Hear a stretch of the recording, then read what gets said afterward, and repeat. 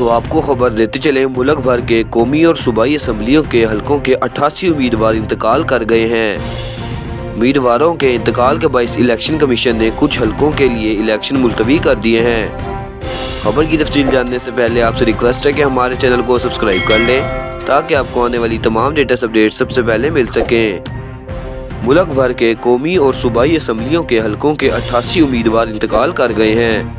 उम्मीदवारों के इंतकाल के बायस इलेक्शन कमीशन ने कुछ हलकों के लिए इलेक्शन मुलतवी कर दिए हैं। तफसीलात के मुताबिक 8 फरवरी को शेड्यूल मुल्क के आम इंतखाबात से कबल इलेक्शन लड़ने वाले दर्जनों उम्मीदवारों के इंतकाल कर जाने का इंकशाफ हुआ है। मीडिया रिपोर्ट्स के मुताबिक मुल्क के मुख्तलिफ कौमी और सूबाई असम्बलियों के हलकों में हिस्सा लेने वाले 88 उम्मीदवार अब तक इंतकाल कर चुके हैं। उम्मीदवारों के इंतकाल के बायस इलेक्शन कमीशन ने 3 हलकों में इंतखाबात रोक दिए हैं।